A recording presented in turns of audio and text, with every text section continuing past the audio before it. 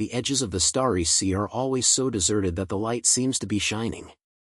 Carl Yebien sat in the driving stock of an old transport ship, staring at the endless darkness outside the window, and his brain was a little uneasy. He made this ship with a big buck from the black market. Although it looks like a slim can head that is about to fall apart, the engine is still reliable, and at least it can escape from this dead galaxy. The red lights on the instrument panel reminded him that the fuel was almost over, but he was not in the mood to care about these matters. His fingers knocked on the control rod, and there was a slight ignorance of fire in his eyes. "Carl, are you sure we really want to fuck this big one?" Zach Thunder beside him leaned against the deputy driver, holding an electronic smoke that had been out of power in his mouth, full of doubts. This guy is Car's death party from small to large. He has grown up to be big and thick, and his brain is not very bright. His only advantage is that his starship has first-class skills. He was wearing a broken flying clip, his hair was as chaotic as a straw storm blown by the wind of stars, and his face was full of impatience. "I'm not afraid of death, but you heard the rumors outside. The Alliance's helper recently set up heavy troops in the galaxy. It's a pity that our broken ship can survive the first wave of sweeps." Carl didn't say anything, but just glanced at him coldly. The eyes were as sharp as a knife. Zach Lima closed his mouth, raising his shoulders, lowering his head to slam the end of the star in his hand. Carl knew in his heart that Zach was talking nonsense, but in fact, he was more than anyone else talking. When they stole the Alliance's resource ship together on the mine, Zach did not miss his son. But this time it's different. What they want to do this time is not stealing small things, but directly challenge the bottom line of the Star Alliance, hijacking an Alliance's supplementary ship, filled with medical supplies and energy crystals that the Star citizens urgently need. "It's not that we want to fuck, we have to fuck." Carl finally opened his mouth, his voice as low as the echo in the depths of the starry sea. He turned over and looked at the dim planet far outside the window. It was his home, with the slogan Gray 17, a mine with no qualification to own even the name. The Alliance has squeezed out resources for decades and has never reported it to the locals at all. The children died of intensive care in the streets, the elderly have coughed up blood in the mines, and the Alliance's high levels are drunk in the core of the sky. Carl's fingers clenched the control rod unconsciously, and his fingers turned white. "You've seen those people in the dust, and they're almost gone for hope to survive. If we don't do anything, who will do it?" Zach sighed, slapped his head, and stopped responding. He knew that Carl would not be able to pull back once he had decided anything. They grew up in Huyen 17, and have seen too much injustice and suffered too much pain. Carl's unwilling affair has long been engraved in his bones. Zach sometimes even thought that Carl was not fighting the Alliance, but was more powerful with fate itself. "Okay, I'll hear you." Zach finally got along, grinned, revealing a bit of a bad tooth. "But I have to say it first. If this broken ship falls apart halfway, don't blame me for not reminding you." Carl ignored his joke and his eyes closed again on the display. Their goal is a medium-sized supplementary ship in the Alliance, designated Silver Wing 09. According to the information provided by the lineman, the ship will pass the nearby star cloud strap in 3 days. The protection power is not strong, only 2 light protection ships follow. "This is a rare opportunity," said Carl. Although there are not many rebel teams under him, they are all life-threatening tough guys. As long as the plan is well planned, the success rate is not low. But he always felt uneasy in his heart. It was not because of the Alliance's military power, nor because of the condition of this broken ship, but because he could always feel a strange throbbing in the past few days. It was like someone was whispering in the dark, or something was calling him. The feeling was vague, but it really made his skin numb. He didn't mention this to Zach, for fear that this guy would laugh at him as a neurotic, but he knew that this was definitely not a mistake. The goal enters the scan range, with a distance of 300,000 kilometers. The AI system of the flying ship suddenly issued a mechanical prompt sound, interrupting Car's silence.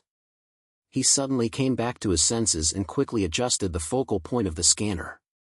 On the screen, a blurry spot is moving slowly, and there are 2 smaller spots around it, which should be the two guards.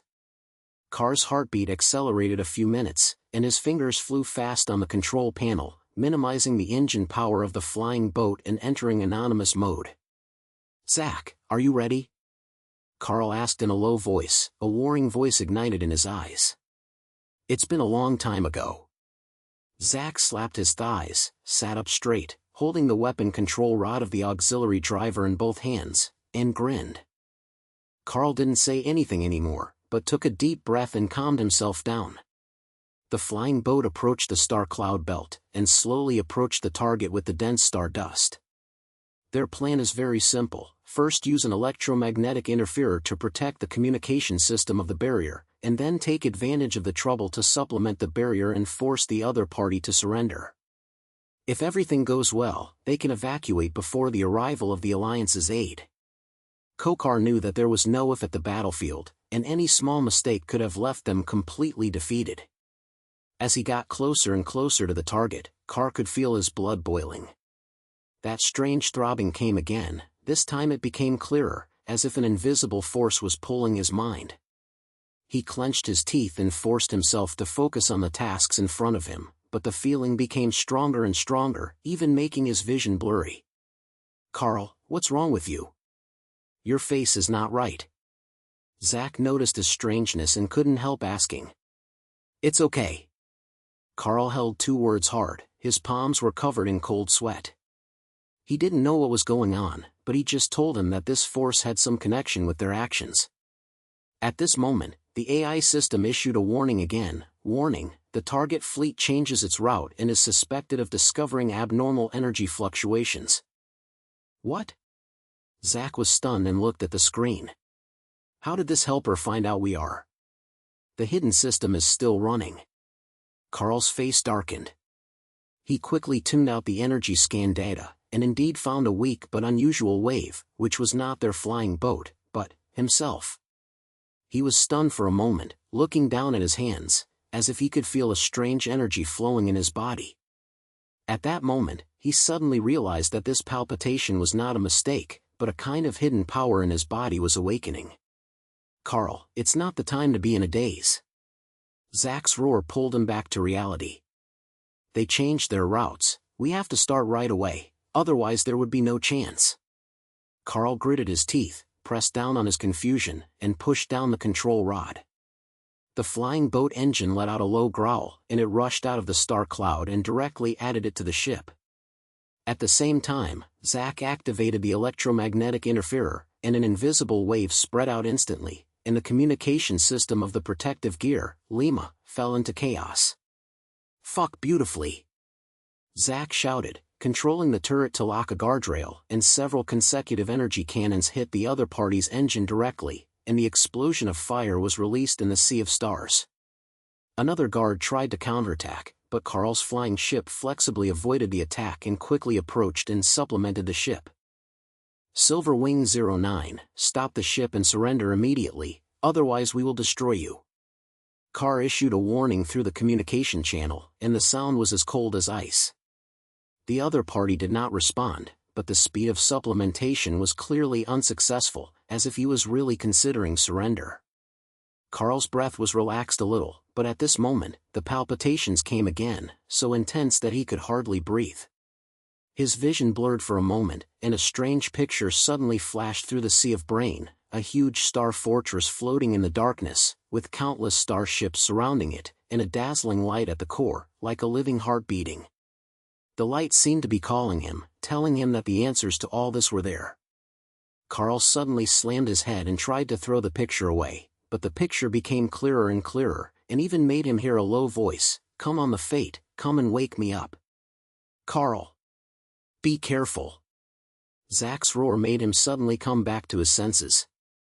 He looked up and an energy cannon was coming straight at their flying boat. Carl instinctively pulled the control rod, flicked his body on the side of the boat, barely avoiding the attack, but the ship was still rubbed by a wave, and a harsh metal friction sound came out. "Don't die, I'll give the ship a counterattack." Zach replied and quickly continued, but the opponent's firepower was much stronger than expected, and it was obviously ready. Carr's face was blue. He knew that this action might be a mistake. But he was unwilling to give up, and he was absolutely regressing. "Zach, cover me up, I want to enroll," Carr said, gritting his teeth, his temperament unquestionable.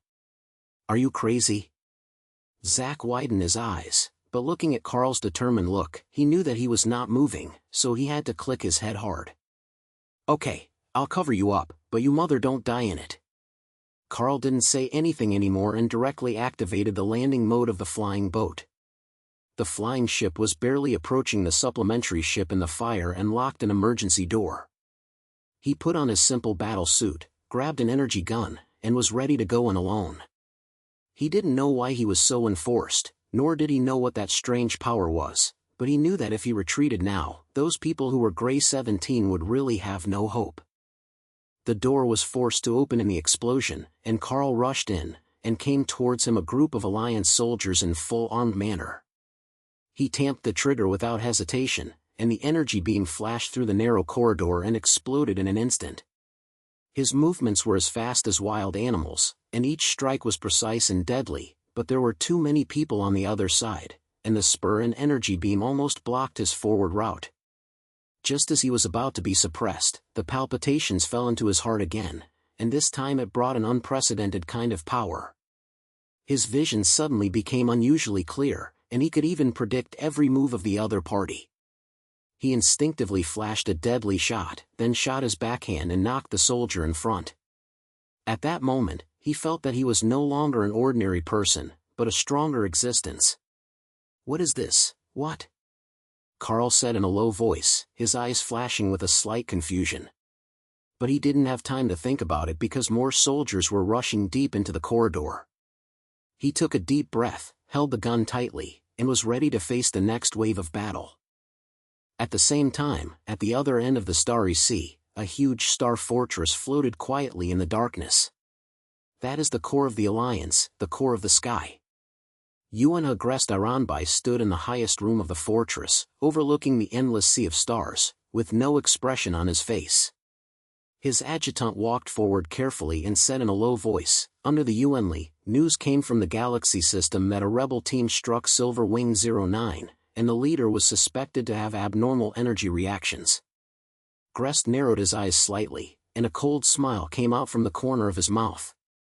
"Anomalous energy reaction? Interesting. It seems that the rebellious person's words are not from the ground." He turned over, his eyes as sharp as a knife. "If you send the orders and move the Third Fleet, you will definitely capture this person alive. I want to see how big a wave this so-called desperate person can cause." The war fire is burning around the Star Sea, while a larger storm is shaking. Carr didn't know that his movements had been targeted by the Alliance's highest authority. And the power hidden in him will lead him to a path to change the fate of the Star Sea. Carl gasped. The guns of the energy stairs were still emitting heat, and the corridor was filled with burnt smell and the soldiers' bodies falling down. He leaned against the metal wall, his chest undulating, and that wave of battle almost exhausted his energy. But he knew that this was not finished yet, and the core control room that supplemented the factory was right in front. As long as it could be taken down, there would be hope for this sudden outbreak. He wiped the sweat from his face, and Zach's urgent voice came from his headphones. "Carl, are you still alive?" Another wave of firepower came from the outer guard. "I can't stop it. After another 5 minutes, I'll get this out right away." Carl gritted his teeth and replied, then cut off the communication, forcing himself to concentrate. The strange throbbing was still there, as if something was jumping beside his heart, making him both uneasy and inexplicably arrogant. He held the gun tightly, walked along the corridor with his waist, his steps as light as a shadow, and he was careful every step, for fear of touching some warning. The corridor was as thick as a metal door, and the control panel along the door was flashing with red light, which seemed to be killed. Carr squatted down and took out an old hacker end from his waist. This thing he found from the black market. Although it didn't look great, it was still useful to crack the Alliance's low-level encryption. He quickly connected to the end, and his fingers hit the virtual keyboard, and a series of data streams popped up on the screen.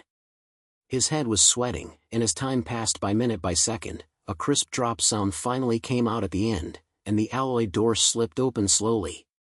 There was no one in the control room, only a few huge display screens flashing coldly, showing the data that were added to the ship. Carl quickly rushed in, closed the door, and headed straight to the main console. He is not a technical expert, but he still understands the basic operation. As long as the ship's defense system is turned off, Zack can take advantage of the opportunity to get close to complete the landing.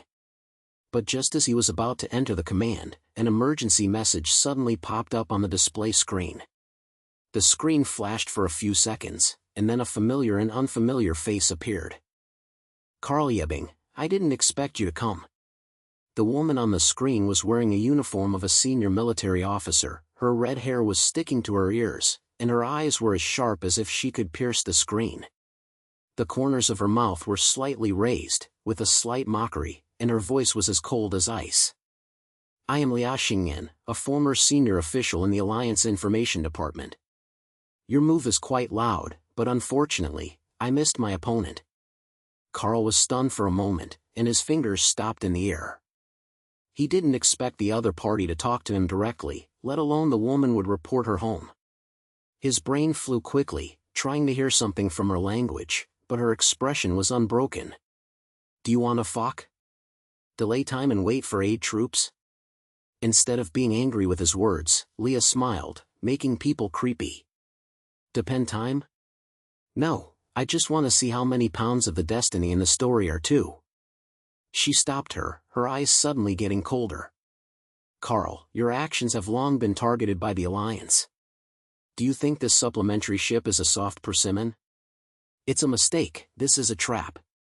The Third Fleet is already on the road, and for a maximum of half an hour, you and your companions can't escape." Carl's heart sank, but he didn't show it on his face. He knew that this woman might be speaking in a virtual voice, but her temperament was too calm, which forced him to believe in 3 points. He quickly glanced at the data on the screen and found that the energy reaction added to the ship was abnormally high, as if he was deliberately exposed to the position on the inducement of them. He bit his teeth and flew his fingers quickly to try to turn off the system, but a red warning popped up on the screen: insufficient authority. "Don't be exhausted." Leah's voice sounded again, carrying a sneer. "I have long locked the control of the ship. Unless you can crack my encryption, you can't do anything. However, I can give you a chance. Surrender, tell me how you sense that energy, and I will give you my life." Carl's pupils narrowed slightly.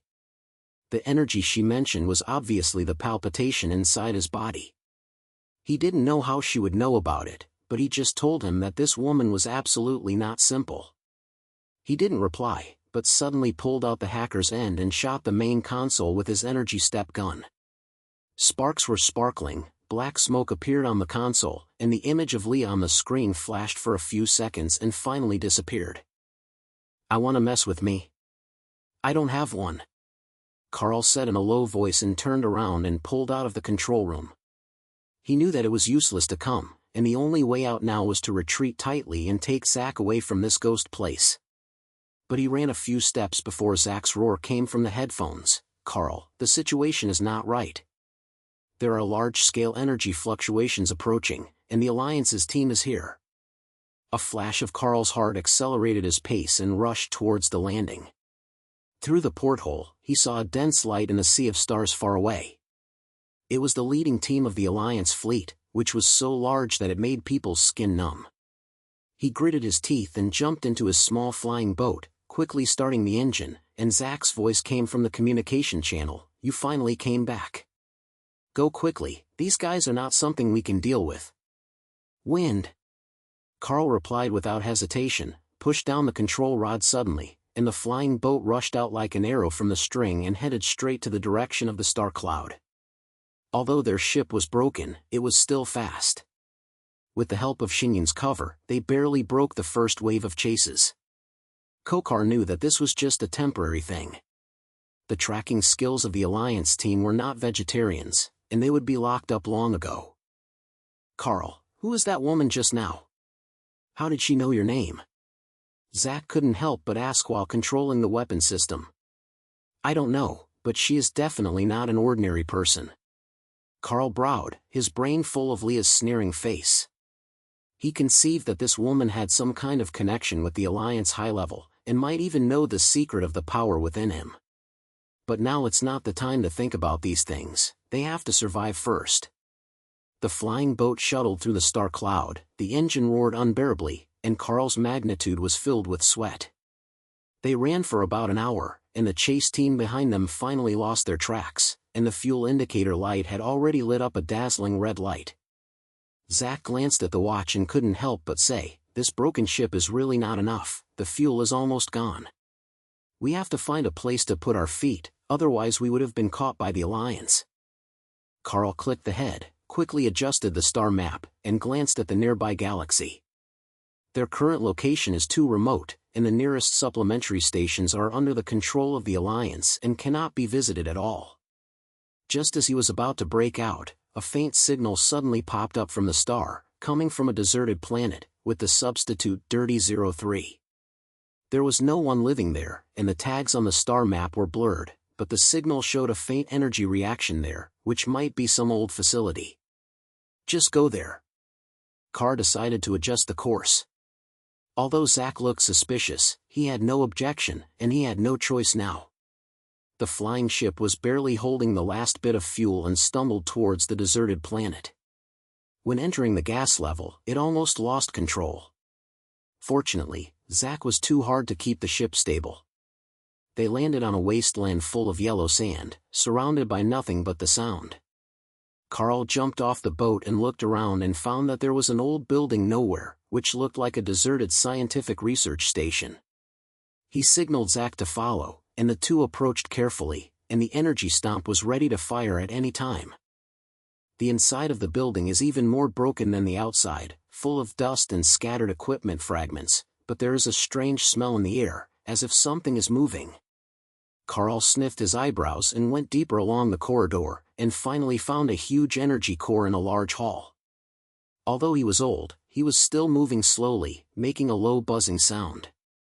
There was a man standing in the middle of the hall, an old man in a long robe, facing them with his back, as if he had known that they would come. "You finally arrived." The old man's voice was low and sandy, carrying a sacred mulberry that could not be described. He turned slowly, revealing a face full of patterns, his eyes so bright that he could see through everything. "I am Veen Sky, the old man of the Star Alliance, and the guide of your destiny. Carl Nightblade, I have been waiting for you for a long time." Carl was stunned for a moment, and subconsciously grabbed the gun tightly. Zack even directly pointed the gun at the old man, looking alert. "Who are you? How do you know our names? What kind of ghost place is this place?" Veen ignored Zack's question and just looked at Carl with a complex emotion in his eyes. This place was once the secret experiment site of the Alliance, used to study the power of the star core or remote energy that can change the life of the star sea. And you, Carl, have blood flowing in your body that is co-fished with the star core. The palpitation you feel is not a mistake, but the star core is calling you. Carl's heart was shocked, and the sea of his brain flashed to the illusion a huge star fortress and a jumping light. He subconsciously took a half step back, and there was a suspicion in his voice. "What do I believe you in this? What is the power of the star core? Why does the Alliance seal it?" Veen sighed and walked slowly to the energy core, touching the surface of the core with his fingers, as if he was touching something precious. The power of the star core is one of the origins of the universe. It can reshape galaxies and even change the destiny.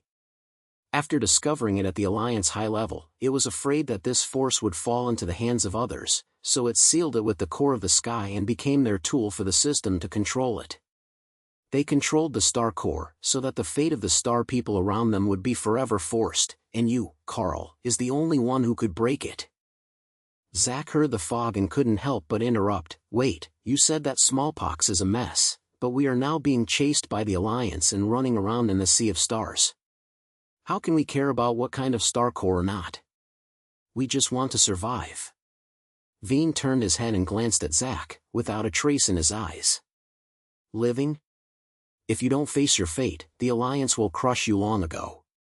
Carl, you have been targeted by them. Grest, the Lord will not let go of any destiny. You only have two ways: continue to escape and hide until death, accept your fate, take the leader people to resist, wake up the star core, and reshape this star sea. Carl was silent. His brain was in a mess, and Veen's words were like a heavy blow to his heart.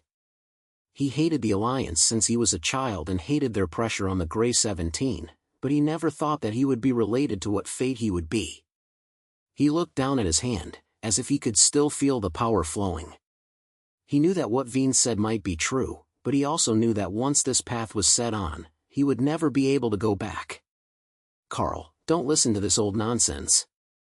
Let's find a place to hide first. Zack said in a low voice, his language full of concern. Although he was moved, he also knew that this matter was too mysterious to hear, and maybe it was a trap. Kokal didn't say anything, but just looked up at Veen, a sense of determination ignited in his eyes. If I accept this so-called fate, what should I do next? Veen's mouth slightly slapped, as if he had expected that he would ask this. The first step is to find more like-minded people and build a real team. The second step is to dive into the core of the sky and awaken the power of the star core. But this road is full of danger, and the Alliance will not sit and wait. You must be prepared for the sacrifice. Carl clicked the head and said nothing more. He turned to Zack, speaking with a calm voice. You heard that I must do this. You can leave, I won't swear you. Zack was stunned for a moment, and then he whispered, that's a big deal. I have been with you since I was a child. When did you lose you?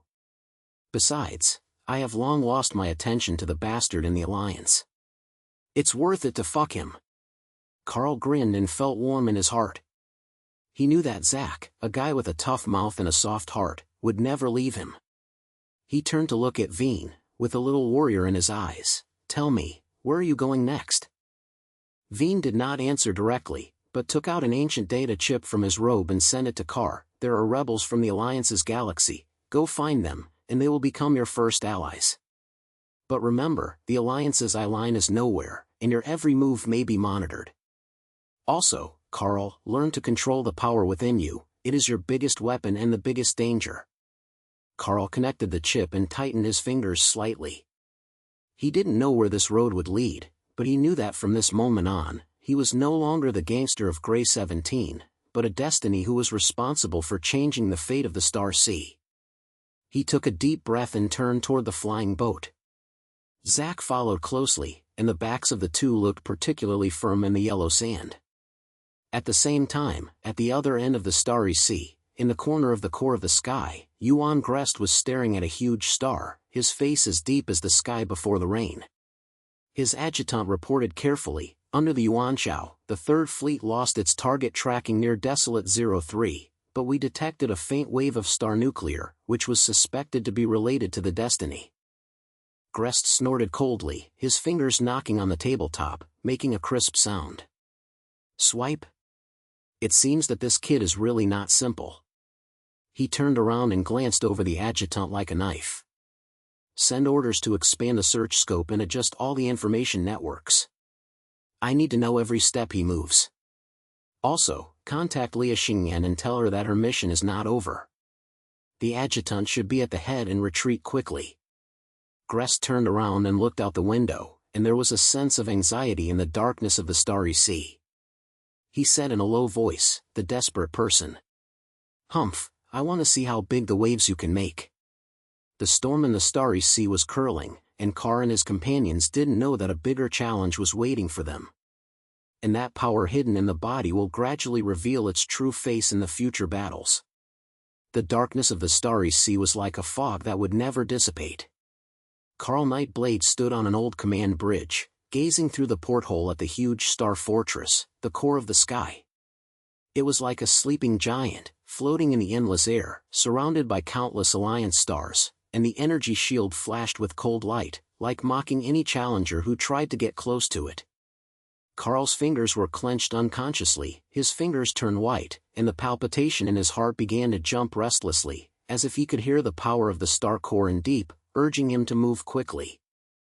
It has been a few months since they met Veen's sky in Desolation 03. During this period, Carl and Zack have not lost any losses.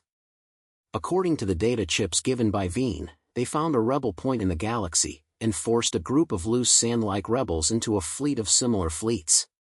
Although many of these people are trying to seek revenge or purely seek out the sting of the Alliance, Carl knows that as long as they have a common enemy, they can hardly get together.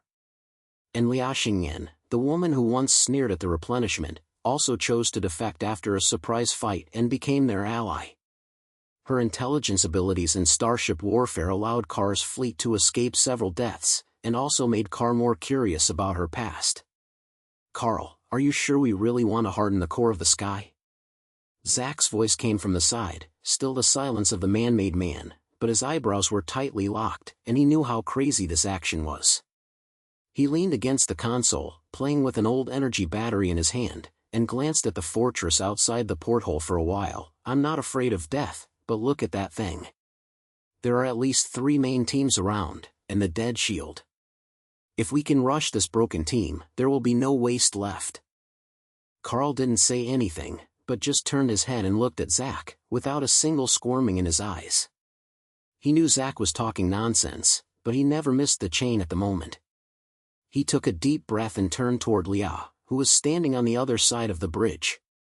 She was wearing a simple battle suit, with short red hair and horsetails, staring at the end of the star in her hand with a focused look, as if she hadn't heard Zach's complaint at all.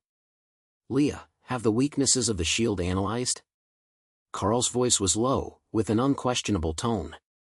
Liu raised her head and looked at him. A faint smile came out of the corner of her mouth, and her fingers looked lightly on the end, and a complex stream of data popped up on the screen.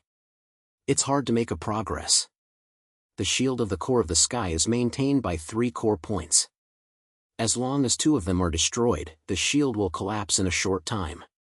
But the problem is that these 3 points are all inside the fortress, with heavy troops around and automatic defense systems around. I want to rely on it. It's hard to see it."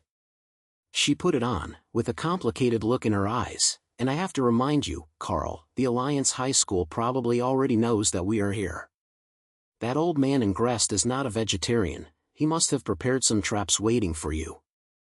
Carl clicked the head, but his face didn't change much. He had long been keen on this feeling of step by step, from Grey 17 to now, every step is dancing on the tip of the knife. He looked down at an old data wristband on his wrist, with information about the power of the star core that Veen gave him. Over the days, he learned to initially control the power in his body, able to sense the enemy's actions in a fight, and even improve his reaction speed in a short time, but he has not yet discovered the true potential of this power. Veen once warned him that the power of the star core is to use double-blade swords. If it is not used well, it may backfire itself. But now, he had no time to hesitate. The core of the sky was right in front of him, and the power of the star core was waiting for him to wake up. This was his only chance to change the fate of the Star Sea. It's good either a trap or an ambush, we all have to be hard. Carl finally opened his mouth, his voice as cold as the deep sea of stars. The Alliance has forced the starry people to for hundreds of years. How many people die on mines, and how many people have no hope of living? If I don't do this, who will do it? Zach, Liu, if you think this is a death sentence, it's still time to leave now, I won't hold it. Zach rolled his eyes, threw the energy battery onto the console, and cried out, "This is another set? When did my mother say she was leaving? I just complained, why didn't you even get angry?" He grinned and showed a bit of uneven teeth. "Another, I've been unable to see the bastard in the Alliance for a long time. It's worth it." Liu was not as direct as Zach, but just turned off the end, stood up straight, and looked at Carl with his eyes curled up.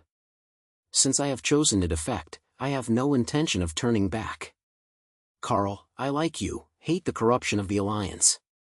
There are too many of their crimes on my network. If I can use the power of the Star Core to make these truths public, even if I die, I will admit it."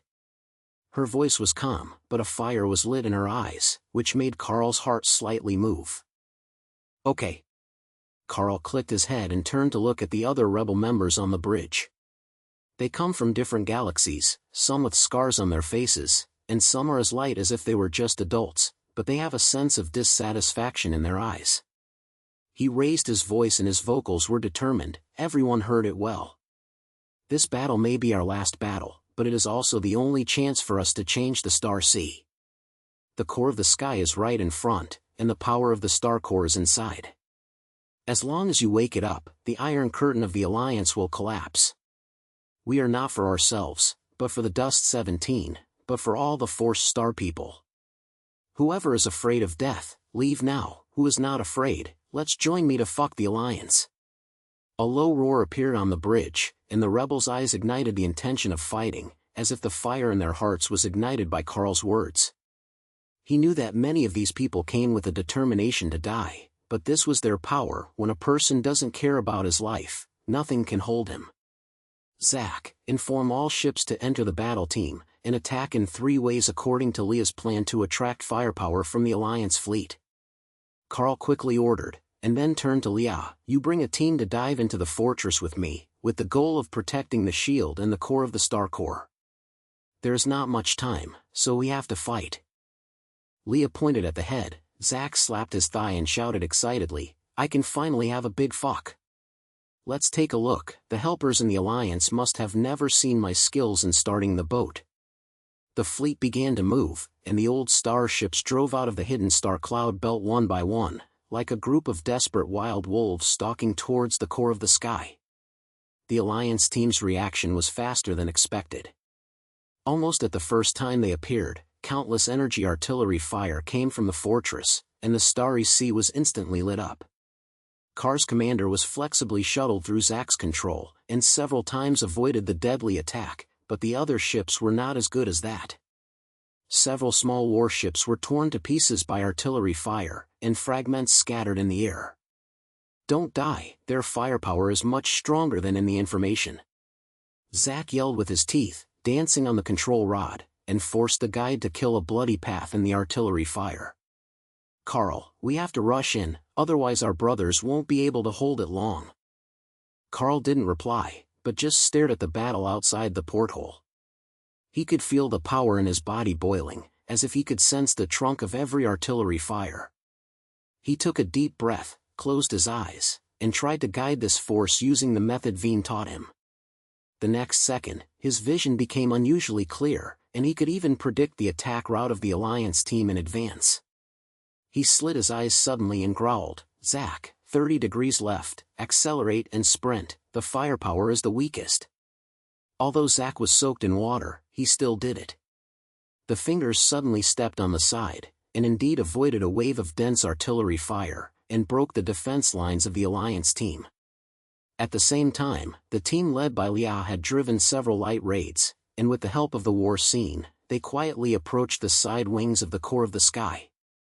Their goal is to protect the shields, and as long as they can destroy them, the rebels will have a short breakthrough.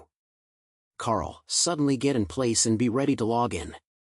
Leah's voice came from the communication channel, and her language was as cold as if she was talking about a small thing. What's the way you are? Arrival now. Carl replied, signaling Zach to adjust his course. The commander was barely approaching the fortress in the artillery fire, and Carr and several elite rebels put on fighting suits and were ready to enter through emergency doors. He held the energy strength gun, his heartbeat as fast as a drum beat, but he knew that there was no room for hesitation at this moment. The door was forced to open in the explosion, and Carr headed into the fortress, and came towards him a group of Alliance soldiers in full armed manner. The battle exploded in an instant, and the energy beams intersected in the narrow corridor. Carl's movements were as fast as wild animals, and each hit was precise and fatal. The power inside him allowed him to predict almost every move of the other party, and he avoided the fatal attack several times, killing the team with a bloody path. At the same time, Leah's team also successfully entered the other side and quickly destroyed the first shield. The energy shield of the fortress flashed a few times, and its strength dropped significantly. The rebels seized the opportunity to launch a fierce attack, and the Alliance's fleet began to become chaotic. But Carl knew that this was just the beginning, and the real challenge was still at the back. Carl, the second spot has been locked, but the defense system is activated. The automatic turret is too strong, we need support. Leah's voice came from the headphones, with a hurried look. Stop, I'll be there right away. Carl gritted his teeth and replied, leading the team forward along the depths of the fortress. Their goal is not only to protect the shield, but also to the core of the star core, the remote power sealed by the Alliance. He could feel the palpitation getting stronger and stronger, as if there was an invisible line guiding him forward. But just as they were about to reach the core area, a cold voice suddenly echoed from the depths of the corridor, with an irrelevant sense of pressure. "Carl Yebbing, you are indeed here. I have been waiting for this day for too long." Carl stopped suddenly and looked up. Yuan's Grest iron wall was standing far away, wearing a black battle armor, his eyes as cold as if it could swell the sea of stars. He was following an elite team of soldiers, so powerful that he couldn't breathe. Carl's heart sank, and he knew that the battle could not be avoided. "Grest, you, the old guy, really pick a place." Carl sneered, held the energy stepping gun tightly, and tried to cover up the anxiety in his heart. "Why, I'm afraid that I'll wake up the star core, so I'll die." Grest was not angry with his pick, but just smiled coldly and tapped his fingers against the energy handle on his waist. "Send death? No, I'm just coming to conclude a story." "Desperate person?" "Humph, the power of the star core is never something you can control. The order of the Alliance cannot be hindered. You and your rebels don't want to leave today." As the voice fell, Grest pulled out the energy blade, and the blade flashed with dazzling light and rushed towards Carl. His speed was amazing, and Carl hardly used his gun to hit the first shot, but the huge impact force still made him take a few steps back. At the same time, the soldiers also rushed up, and Carl's team was instantly in trouble. "Carl, don't fight hard, find opportunities to go to the core." Leah's voice came from the communication channel, and it was obvious that she had heard the silence here. Carl bit his teeth and knew she was right that it was not a time to be chaotic. He suddenly adjusted the power in his body, and his vision became clear again, and every move of Grest was judged in advance. He grabbed a gap, flashed a ball to the side, and then slammed Grest's armor with a gun, and took the team toward the core area as the opponent retreated. Grest didn't catch up, but just looked at Carl's back coldly, and a meaningful smile came out from the corner of his mouth. "Run, the destiny, the power of the star core is not that easy to take. I want to see when you can hold it." Carl didn't have time to answer his words, so he ran all the way with his team, and finally arrived at the huge hall where the core of the star core is located. There was no one there, only a dazzling light floating in the center, like a living heart beating, emitting energy waves that suffocate.